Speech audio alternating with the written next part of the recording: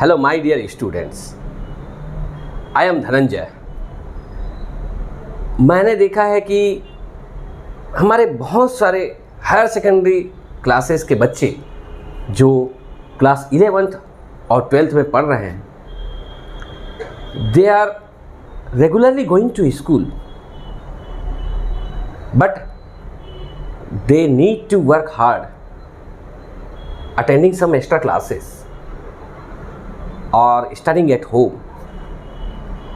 और प्रायः ये देखा गया है कि कुछ बच्चों को extra effort like tuition and coaching classes की ज़रूरत पड़ती है। तो मैंने सोचा कि क्यों ना इन बच्चों को मोटिवेट किया जाए और इनके लिए आसान तरीके से केमिस्ट्री को उनके मोबाइल तक पहुंचाया जाए, ताकि वो इसकी स्टडी बहुत ही शानदार तरीके से कर सके और उसकी बारीकियों को समझ सके, और वो भी स्टेप बाय स्टेप।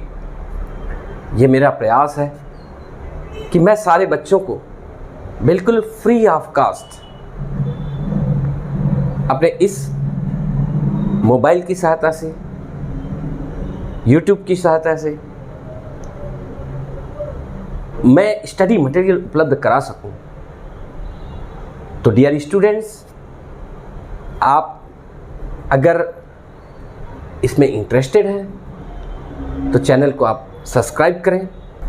मैं जितने भी वीडियोस अपलोड करूंगा वो टाइम टू टाइम आपके पास उसका नोटिफिकेशन पहुंच जाए। आई एम श्योर कि इससे आपको ज़रूर फ़ायदा होगा। बस इसी के साथ मैं अपनी क्लास स्टार्ट करता हूँ, और please remember, continue follow my video lectures.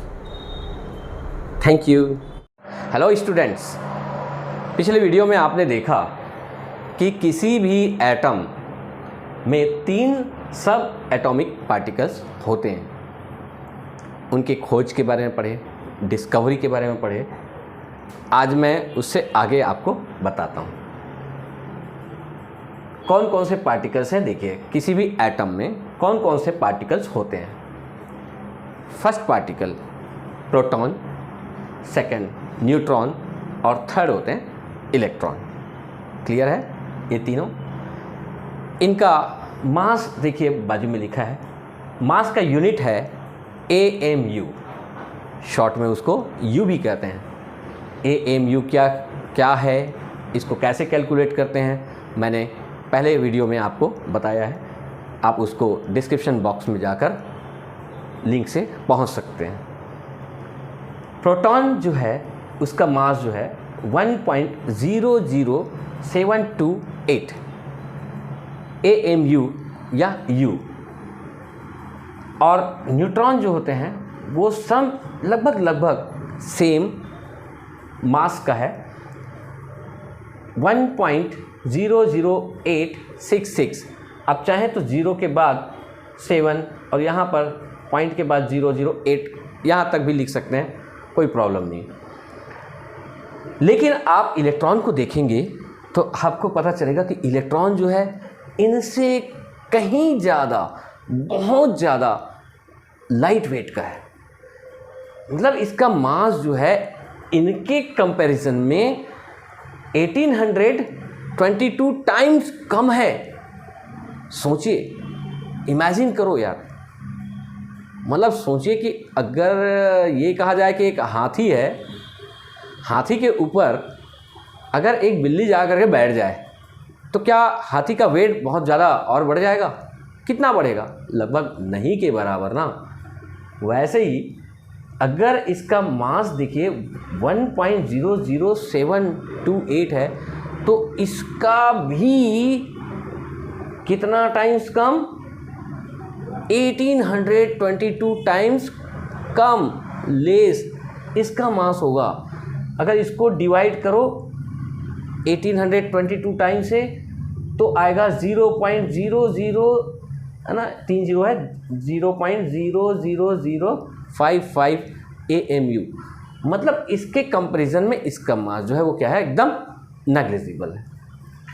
आप इस प्रकार से समझिए इसको, यदि अगर दो हाथी जा रहे हैं, है ना, दो हाथी पुल से निकल रहे हैं, और यदि उसमें ये कहा जाता है कि उसमें एक बार में दो हाथी ही उस पुल को पार कर सकते हैं, तो होता क्या है कि अब बिल्ली को भी नदी को पार करना है पुल से, और बिल्ली सोचती है कि यार पुल जो है ना, उस पर मैं पैदल चल के क्यों जाऊं, मैं इसी हाथी के ऊपर में बैठ जाऊं, या पैदल भी जा सकती है। तो अगर मान लो दो हाथी गुजर रहे हैं और साथ में अगर वो बिल्ली भी निकल जाए तो पुल पर कोई असर पड़ेगा क्या? नहीं ना। सेम वैसे ही है कि किसी भी एटम में प्रोटॉन है और न्यूट्रॉन है, इन्हीं का मास जो है वो थोड़ा समझ रहे हैं ना, इसी का मास जो है वो मैटर करता है, लेकिन इलेक्ट्रॉन का मास जो है कोई मैटर नहीं करता है। इसीलिए ये जो प्रोटॉन होता है ना और न्यूट्रॉन, इसको मिला करके ही हम एटम का मास बनाते हैं। किसका? एटम का मास, मतलब एटॉमिक मास। करेक्ट है। एटॉमिक मास में हम क्या करते हैं, इन दोनों को, प्रोटॉन और न्यूट्रॉन, किसी भी एटम के प्रोटॉन और न्यूट्रॉन को ऐड करते हैं, तो क्या होता है, एटॉमिक मास निकलता है। राइट। चलो चार्ज की बात करते हैं। प्रोटॉन जो है, आपको मास पता चल गया। याद रखिए आप, प्रोटॉन में कौन सा चार्ज होता है, पॉजिटिव। Is that clear?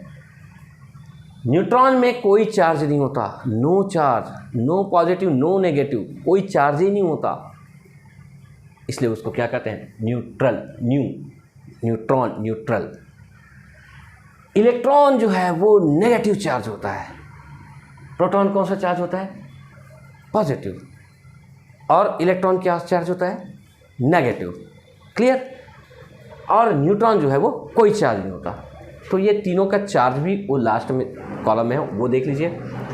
फिर से देखिए, कोई भी एटम है, ये जैसा ये एटम हुआ, और ये एटम का क्या चीज़ है, न्यूक्लियस है। आपको हम बता देते कि एटॉमिक स्ट्रक्चर जो है, ये एटम है, और उसमें ये पार्टिकल्स जो है, किसके पार्टिकल्स हैं, किसके सब एटॉमिक पार्टिकल्स हैं, एटम के ना। तो कहाँ होंगे, एटम के अंदर ही तो होंगे। नहीं, फिर से सुनो, सब एटॉमिक पार्टिकल्स किसके हैं, एटम के हैं। तो ये तीनों पार्टिकल्स कहाँ होंगे, एटम के अंदर ही होंगे ना, मतलब एटम में होंगे। तो सबसे पहले ये तो देखो कि एटम दिखता कैसे है। भाई मैंने बताया कि मैं घर में रहता हूँ, तो घर का कोई ना कुछ तो शक्ल होगा, कुछ ना कुछ तो होगा, बनावट तो होगी उसकी। तो वैसे ये क्या है, तीन पार्टिकल्स जो है वो कहाँ होते हैं, एटम्स में होते हैं। तो एटम में मोटा मोटा देखते हैं हम कि एटम्स में ये कहाँ पर होते हैं, है ना। अभी ऐसे ही देखते हैं, फिर बाद में एकदम और खोजेंगे, उसको खोजेंगे ना, साथ में खोजेंगे। ओके, तो एटम कैसा दिखता है, देखिए। एटम होता है एकदम just like a ball, spherical. बोलना मत सर आपने तो सर्कल बनाया, भैया मैं इसमें बोर्ड में एक प्लेन में सर्कल ही तो बना सकता हूँ, 3D तो बना नहीं सकता। बॉल बन सकता है क्या? नहीं। आप इमेजिन करो, एक एटम है just like a ball, spherical. कैसा है इसका शेप, कैसा है, स्फीयरिकल। Spherical, right. एटम होता है वो कैसा है, स्फीयरिकल है। और ये एटम का, ये एटम है, ये एटम का कहलाता है न्यूक्लियस। क्या कहेंगे इसको, न्यूक्लियस। ध्यान से सुनिए, न्यूक्लियस मतलब एक सेंटर है। किसका सेंटर है, स्फीयर का।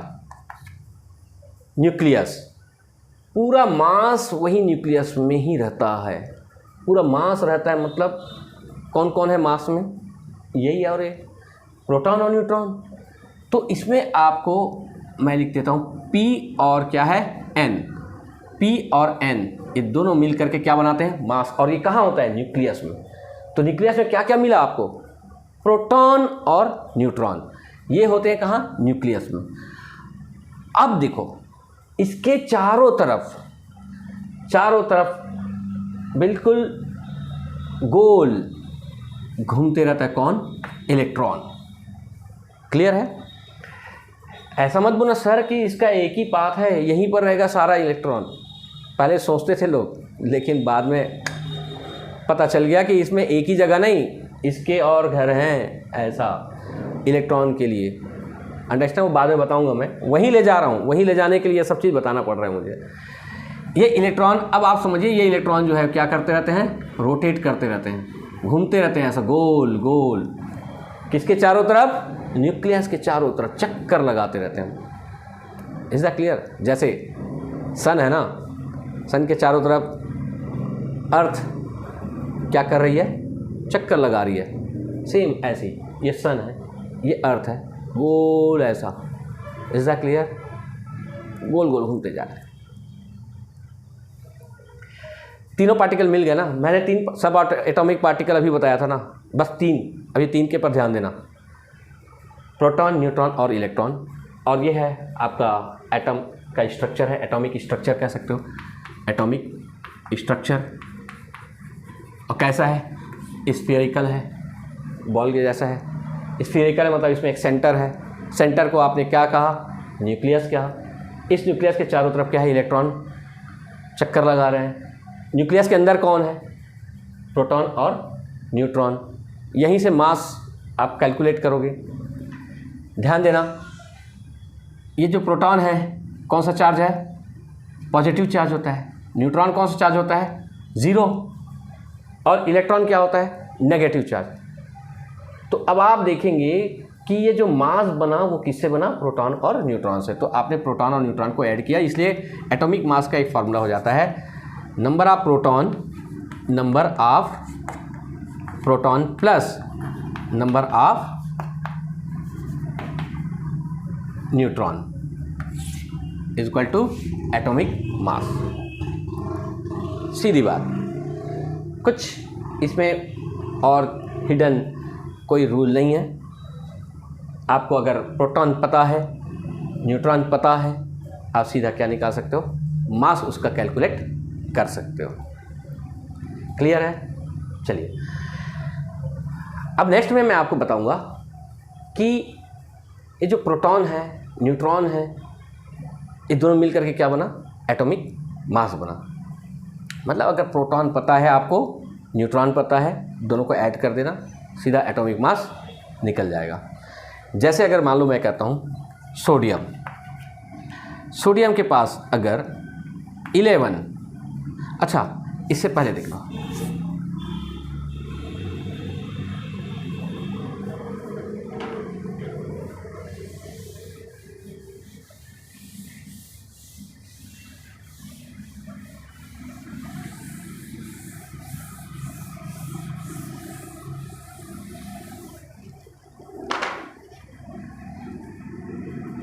अब चलते हैं हम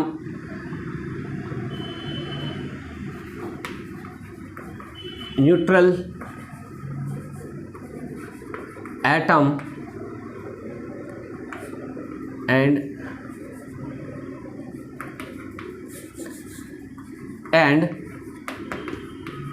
ions. Neutral atom and ions. Neutral atom, अभी हमने आपको बताया था कि एटम में 3 पार्टिकल्स होते हैं, प्रोटॉन, इलेक्ट्रॉन और न्यूट्रॉन। न्यूट्रॉन में कोई चार्ज नहीं होता है, प्रोटॉन में पॉजिटिव चार्ज होता है और इलेक्ट्रॉन कैसा होता है? Negatively charge. ध्यान से सुनना, अगर मैं कहता हूँ कोई भी चीज़ या कोई भी एटम जो है वो क्या है? न्यूट्रल है। इसका मतलब ना तो उसमें प्लस है और ना ही उसमें क्या है? माइनस है। यदि मैं आपसे ये बोलूं कि एक एटम मैं बनाता हूं, जैसे मान लो मैंने बताया आपको सोडियम, राइट? सोडियम अगर आपको दिख रहा है तो ये कोई चार्ज आपको नज़र आ रहा है क्या? बिल्कुल नहीं, कोई चार्ज नहीं दिखा, नहीं प्लस लिखा हूँ नहीं माइनस लिखा हूँ, तो आप समझ जाना ये क्या है, न्यूट्रल एटम है। अब जब आपको पता चल गया न्यूट्रल, अब न्यूट्रल कैसे बनेगा भैया? देखो, जितने पॉजिटिव है उतने ही अगर नेगेटिव हो जाए, दोनों बराबर, तो क्या होता है, न्यूट्रल। जैसे अगर मैं लिखता हूँ +6 और उसमें -6 कर देता हूँ तो कितना आएगा, 0।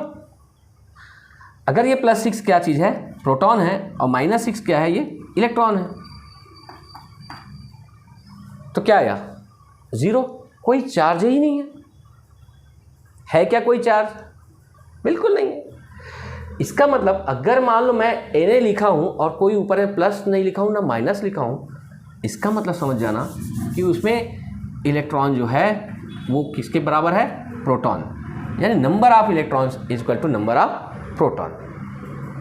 क्लियर?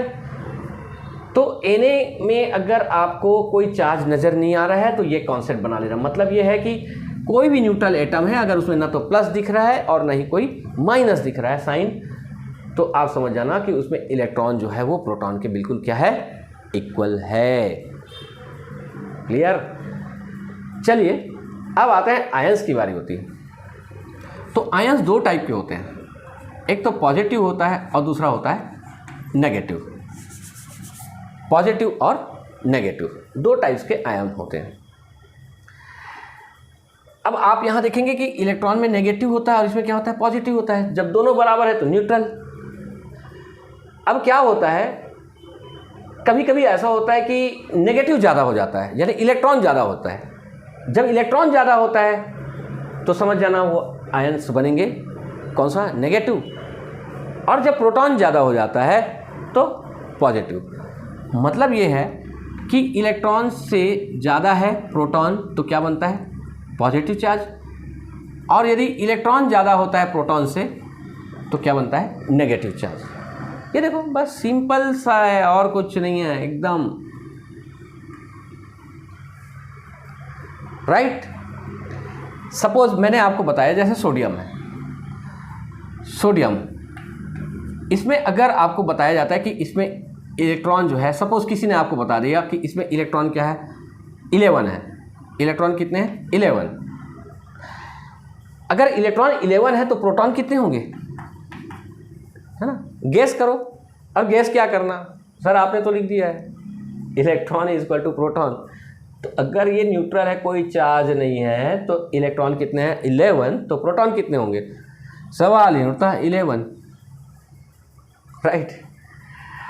और यदि इससे अगर ये सोडियम जो है वो क्या करता है, सपोज एक इलेक्ट्रॉन को लूज करता है, एक इलेक्ट्रॉन लूज करता है, दे देता है किसी को, है ना, दे देता है किसी को, एक इलेक्ट्रॉन लूज कर दिया, तो देखो यहाँ पर इलेक्ट्रॉन अभी कितने हैं, 11।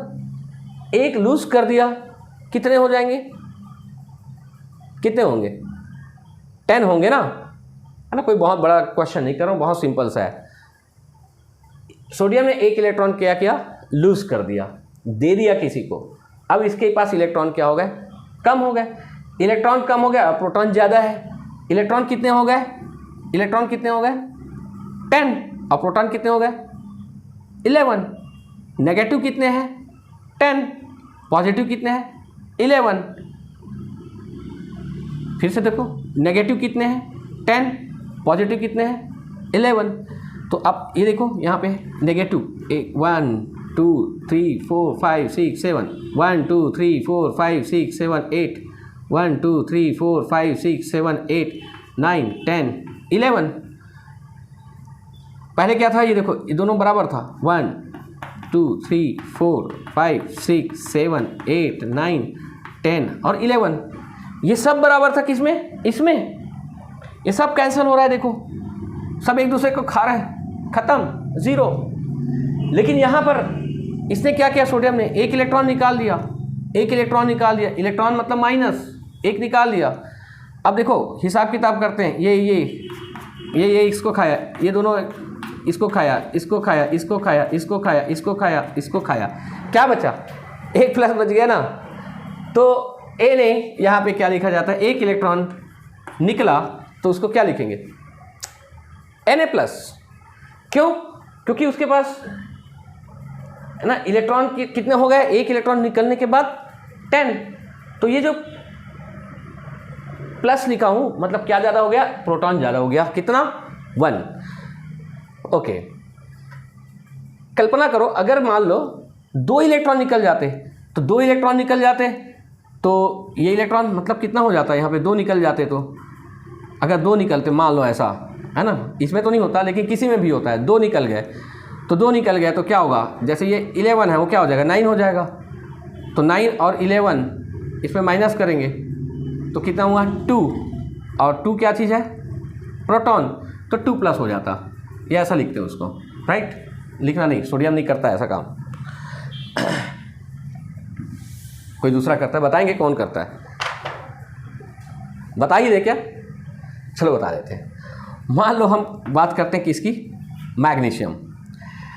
मैग्नीशियम जो है, फिर से मैं बताता हूँ आपको पहले क्या बताया था, सोडियम के बारे में बताया था कि सोडियम के पास इलेक्ट्रॉन कितने हैं, गुड, इलेक्ट्रॉन 11, वो तो मैं बताया था, लेकिन हाँ वेरी स्मार्ट, आपने बता दिया था कि प्रोटॉन कितना है। क्यों बताया था, ये तो लिखा है यार। अब मैं इलेक्ट्रॉन नहीं बताऊंगा इसके पास कितना है, अब मैं आपको बताऊंगा कि इसके पास प्रोटॉन कितना है, ठीक है। इलेक्ट्रॉन आप बताओगे, इसके पास प्रोटॉन जो है वो है, इसके पास कोई चार्ज नहीं दिख रहा ना, प्रोटॉन इसके पास है 12, कितने हैं, 12 प्रोटॉन है। अब आप बताओ इलेक्ट्रॉन कितने होंगे, देखो कोई चार्ज नहीं है ना, प्रोटॉन कितने हैं 12, इलेक्ट्रॉन कितने होंगे, गुड, वेरी गुड, ऐसा हाथ उठाओ आप लोग भी, और ये ऐसा उठाओ, ये राइट, और ऐसा करो, बिल्कुल, शाबाश, अपने लिए जब अच्छा काम करते हो ना खुद अपनी तारीफ किया करो, राइट, शाबाशी दिया करो, शाबाश, वेल डन, वेल डन। अब यहाँ पे काम करते हैं, अब मैग्नीशियम जो है, मैग्नीशियम अब काम करता है बेचारा, 2 इलेक्ट्रॉन को निकालता है, मान लो कितने इलेक्ट्रॉन, 2 इलेक्ट्रॉन्स, लूज 2 इलेक्ट्रॉन्स। अब इलेक्ट्रॉन कितने हैं, वेरी गुड, इलेक्ट्रॉन कितने हैं 12, कितना निकाला 2, कहाँ गया, छोड़ो कहाँ गया मत पूछो, यहाँ से निकल गया बस, कितना निकला, 2 निकला, इलेक्ट्रॉन 2 निकल गए, अब इलेक्ट्रॉन कितने बचे, 10 बचे, प्रोटॉन कितने हैं 12, वेरी गुड। फिर से देखो मैग्नीशियम के पास यहाँ पर ये मैग्नीशियम न्यूट्रल है, न्यूट्रल एटम, मैग्नीशियम कोई प्लस माइनस नहीं दिख रहा है, मतलब दोनों बराबर है, इलेक्ट्रॉन प्रोटॉन दोनों बराबर। मैंने बताया प्रोटॉन कितने हैं 12, आपने बताया इलेक्ट्रॉन कितने होंगे 12, दोनों बराबर है, charge 0, no charge, neutral. Okay, magnesium ने क्या किया, 2 इलेक्ट्रॉन दे दिया, किसको दिया, अपने फ्रेंड को दे दिया, ओके, दे दिया किसी को, 2 इलेक्ट्रॉन दिया तो क्या कम हुआ इलेक्ट्रॉन कितने होंगे 10, ये 10 हो गए, और ये कितने हैं, ये तो 12 है, तो 10 और 12, देखो फिर से ये इलेक्ट्रॉन कितने हो गए, यहाँ पर इलेक्ट्रॉन हो गए 10 और प्रोटॉन कितने हैं 12, इलेक्ट्रॉन कितने हैं, ठीक है 12 और प्रोटॉन कितने हैं 12, 2 इलेक्ट्रॉन लूज किया मैग्नीशियम ने, ठीक है। तो अब आप देखो इलेक्ट्रॉन कितने हो गए 10 और प्रोटॉन तो वही रहेगा,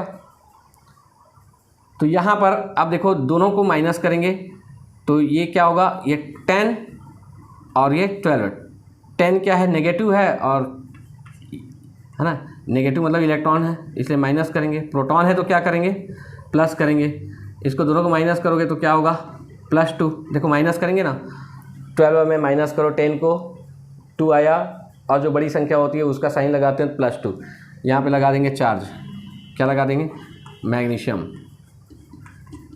है ना, 2 बार प्लस कर दो, या फिर 2+ भी लिख सकते हैं, 2+ लिखना और प्लस भी लिख सकते हैं ऐसा, ओके। सो क्लियर है, जैसा यहाँ पे लिखो सर वहाँ पे ऐसे भी लिख दो ना, है ना, बोलोगे मेरे को मालूम है, आप लोग कर लोगे क्या कि मैं ही कर दूँ, चलो कोई दिक्कत नहीं। चलो बताओ यहाँ पे इलेक्ट्रॉन कितने हैं। देखो इसने कितना इलेक्ट्रॉन निकाला, एक इलेक्ट्रॉन निकाला, तो अब इलेक्ट्रॉन कितने हो गए 10 - 1 मतलब 10, सॉरी, एक इलेक्ट्रॉन निकाला, कितने हो गए 11 - 1 मतलब 10। तो यहाँ पे इलेक्ट्रॉन कितने हैं 10 और प्रोटॉन कितने हैं 11, प्रोटॉन 11 ही रहेंगे। हाँ बिल्कुल क्लियर है, ये देखो एकदम हिसाब किताब बराबर। अब आप बोलोगे सर कि ये केवल देने का ही काम कर रहा है क्या, दे ही रहा है क्या, लेने का काम नहीं करता क्या। चलो कोई बात नहीं, हम एक ऐसा एटम बनाते हैं, एटम ना आइटम नहीं, एक ऐसा एटम बनाते हैं नहीं बोलोगे सर कहाँ आइटम ले आए, एक ऐसा एटम, जैसे सपोज मैंने लिखा क्लोरीन, है ना। अब क्लोरीन के बारे में हम जब चर्चा करेंगे तो क्लोरीन देख लो कोई ऊपर प्लस और माइनस नहीं दिख रहा है। इट मीन्स क्लोरीन जो है वो कैसा है, न्यूट्रल है। अब बोलोगे सर क्लोरीन के पास, आप एक काम करो हमको बता दो क्लोरीन के पास कितने प्रोटॉन हैं, तो हम आपको बता देंगे क्लोरीन के पास कितने इलेक्ट्रॉन हैं। यही तो बोलोगे मेरे को मालूम। चलो देख लो, है ना, गूगल से देखते हो ना, देख लेना, मुझे ही गूगल बनाओगे। क्लोरीन के पास इलेक्ट्रॉन जो है वो है 17। अब जल्दी बताओगे, मेरे को मालूम है आप क्या सोच रहे हो, प्रोटॉन क्या है 17, है ना। सर आ गया, प्रोटॉन भी 17 हो गया, हिसाब किताब बराबर, दोनों बराबर, नो चार्ज, न्यूट्रल। क्या करता है ये आदमी, ये क्या करेगा, अब ये इलेक्ट्रॉन लेता है प्लस, एक इलेक्ट्रॉन प्लस किया मतलब अपने में प्लस किया ना, एक इलेक्ट्रॉन लिया तो प्लस किया, इसने लिया प्लस किया, एक इलेक्ट्रॉन। अब देखो अब इलेक्ट्रॉन पहले क्या थे 17 ना, एक इलेक्ट्रॉन लिया, अब इलेक्ट्रॉन कितने हो जाएंगे 18 हो जाएंगे। वेरी गुड, इलेक्ट्रॉन मतलब नेगेटिव कितने हो गए 18, प्रोटॉन 17 मतलब पॉजिटिव कितने हैं 17। देखो ये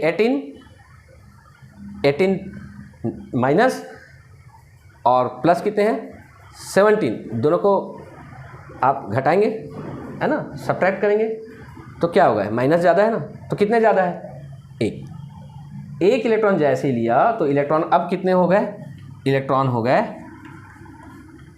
18 और प्रोटॉन जो है वो कितने रहेंगे, प्रोटॉन जो है वो आपके वो उतने ही रहेंगे, प्रोटॉन है ना 17, इलेक्ट्रॉन जो है देखो 18 और प्रोटॉन 17। अब 18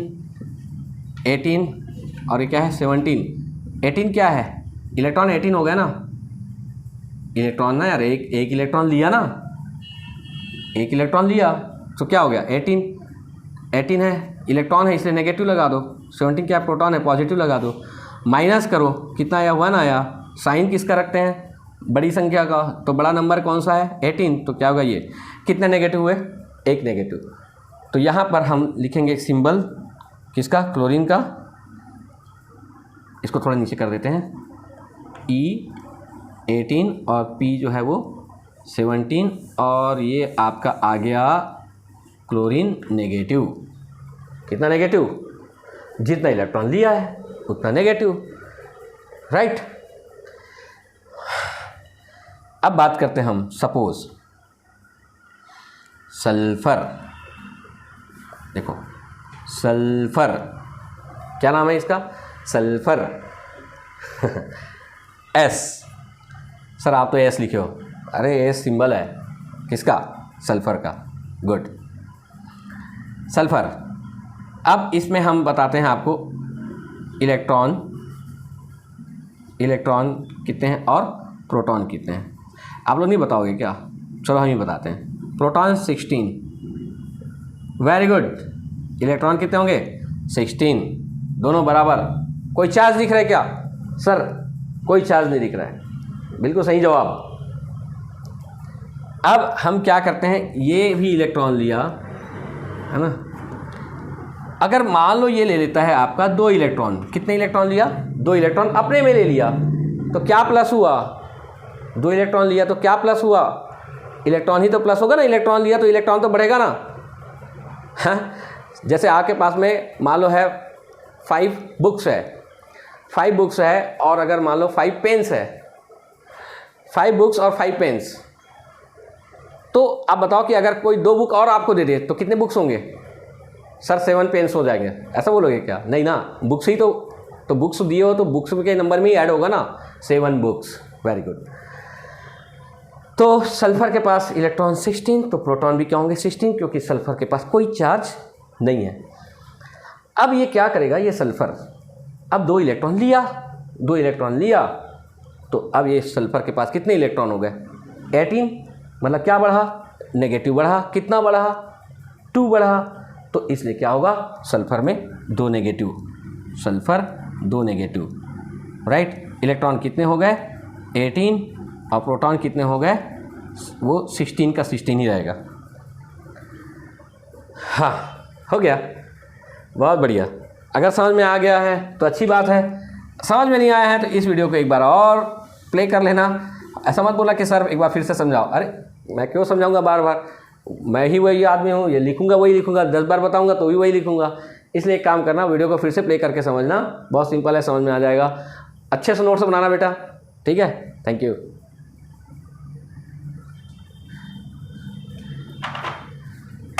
बाप रे।